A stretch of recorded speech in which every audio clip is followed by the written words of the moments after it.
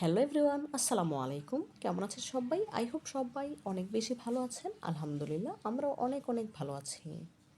আজ আপনাদের জন্য নতুন আরও একটি রেসিপি নিয়ে হাজির হয়ে গিয়েছি। আজ আপনাদের সাথে শেয়ার করব হাতে মেখে কাঁঠালের বিচির ভর্তা তৈরি। কিভাবে খুব সহজে এই ভর্তা তৈরি করে নেওয়া যায় তার সকল টিপস অ্যান্ড ট্রিক্স সহ আজকের রেসিপি। তো কথা না বাড়ি ভর্তা তৈরির মূল প্রস্তুত প্রণালীতে যাওয়া যাক। এখানে কিছু কাঁঠালের বিচি নিয়েছি। এখন কাঁঠালের বিচিগুলো মাটির খোলায় দিয়েছি ভেজে নেওয়ার জন্য। চুলার আঁচ হাইতে রেখে কাঁঠালের বিচিগুলো ভেজে নেব। চুলার আঁচ কমিয়ে রেখে বিচিগুলো ভাজলে তখন শক্ত হয়ে যায়, ভর্তা তৈরি করতে তেমন একটা ভালো লাগে না। সেজন্য অবশ্যই চেষ্টা করবেন গ্যাসের ফ্লেম হাই হিটে রেখে কাঁঠালের বিচিগুলো ভেজে নেওয়ার জন্য। দেখুন বিচিগুলো আমার ভাজা হয়ে গিয়েছে। এখন খোসা ছাড়িয়ে নেব। দেখুন কতটা পারফেক্টভাবে বিচিগুলো ভাজা হয়েছে, দেখেই বুঝতে পারছেন খুব সহজভাবেই ওপরে খোসাটা চলে আসছে। এভাবে করে একই প্রসেসে সবগুলো বীজের খোসা ছাড়িয়ে নেব। দেখুন সবগুলো বীজের খোসা ছাড়িয়ে নিয়েছি। এখন চুলে একটি প্যান বসিয়ে নিয়েছি। প্যানে দিয়ে দিলাম কিছু আস্ত শুকনো মরিচ ভেজে নেওয়ার জন্য। দেখুন মরিচগুলো আমার ভাজা হয়ে গিয়েছে, এখন তুলে নিচ্ছি। একই তেলে দিয়ে দেবো দুটি রসুনের কোয়া, খোসা ছাড়িয়ে নিয়েছি।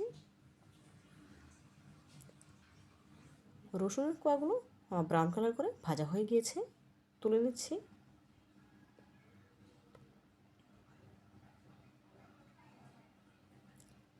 দেব হাফ কাপ পেঁয়াজ কুচি। পেঁয়াজ কুচিগুলো নেড়ে চেড়ে ব্রাউন কালার করে ভেজে নেব। এই ভর্তাটা তৈরি করা একদম সহজ আর খেতে কিন্তু অসম্ভব মজার। কাঁঠালের এই সিজনে এভাবে করে আমার রেসিপি ফলো করে আপনারা একবার হলো কাঁঠালের বিচি ভর্তা তৈরি করে খেয়ে দেখতে পারেন, ইনশাল্লাহ অনেক বেশি ভালো লাগবে। দেখুন সবগুলো পেঁয়াজ ভাজা হয়ে গিয়েছে। এখন স্টেনারে তুলে তেল ঝরিয়ে নিয়েছি। এখন ভেজে রাখা কাঁঠালের বিচিগুলো শিলপাটায় বেটে নিতে হবে। দেখুন কতটা পারফেক্টভাবে সেদ্ধ হয়েছে, দেখে বুঝতে পারছেন একদম সফট হয়ে গিয়েছে কাঁঠালের বিচিগুলো। এভাবে করে হাই হিটে ভেজে নিলে বিচিগুলো এতটাই নরম এবং সফট হয়। আর যদি গ্যাসের ফ্লেম লো আঁচে রেখে ভাজেন তখন কি শক্ত হয়ে যাবে, তখন এতটা সফট হবে না। দেখুন বন্ধুরা এক এক করে সবগুলো বিচি শিলপাটায় বেটে নিচ্ছি।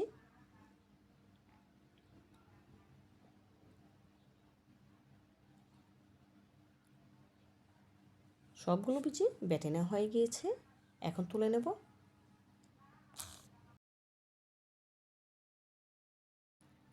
দেখুন কতটা সুন্দরভাবে শিলপাটায় বেটে নিয়েছি, দেখেই বুঝতে পারছেন।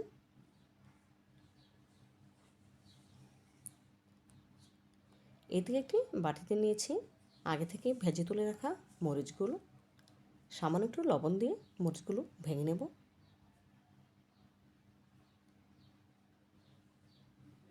মরিচগুলো ভেঙে নেওয়া হয়ে গিয়েছে, এখন এর সাথে অ্যাড করে দেবো আগে থেকে ভেজে তুলে রাখা রসুনের কোয়াগুলো। রসুনের কোয়াগুলো ভেঙে নেব।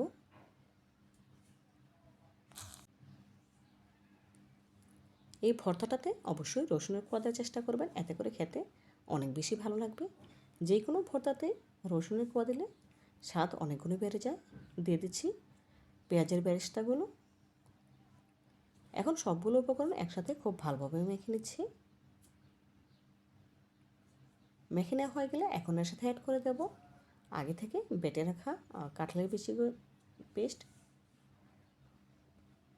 দেখুন সবগুলো উপকরণ একসাথে খুব ভালোভাবে মেখে নিচ্ছি। এভাবে করে হাতে মেখে কাঁঠালের বিচির ভর্তা তৈরি করে খেয়ে দেখতে পারেন, অনেক বেশি ভালো লাগবে। দিয়ে দিলাম পরিমাণ মতো সরিষার তেল। যে কোনো ভর্তাতে সরিষার তেল দিলে অনেক বেশি ভালো লাগে। তবে আপনারা যদি সরিষার তেল খেতে না চান সেক্ষেত্রে স্কিপ করতে পারেন, কোনো অসুবিধা নেই। দিয়ে দিলাম কিছু ধনেপাতা কুচি। এখন সবগুলো উপকরণ একসাথে খুব ভালোভাবে মেখে ভর্তাটা তৈরি করে নিচ্ছি। অবশ্যই লবণটা চেক করে নেবেন। তো বন্ধুরা কাঁঠালের বিচির ভর্তা তৈরি করা হয়ে গিয়েছে। মাশাআল্লাহ ভর্তার ফাইনাল লুক দেখুন, দেখতে কতটা সুন্দর এবং লোভনীয় লাগছে। দেখতে যতটা সুন্দর হয়েছে খেতে তার থেকেও অনেক অনেক বেশি মজাদার। আপনারা একবার হলেও আমার রেসিপিটি ফলো করে বাসায় ট্রাই করবেন এবং খেয়ে আমাকে কমেন্ট করে জানাবেন কেমন হয়েছে। আজকের মতো বিদায় নিচ্ছি। দেখা হবে নতুন কোনো দিনে নতুন কোনো রেসিপিতে। ভালো থাকবেন সবাই। আর আমার জন্য দোয়া করবেন যেন এমন আরও নতুন নতুন রেসিপি আপনাদেরকে উপহার দিতে পারি। পরবর্তী ভিডিও দেখার আমন্ত্রণ জানিয়ে আজকের মতো বিদায় নিচ্ছি। আল্লাহ হাফেজ।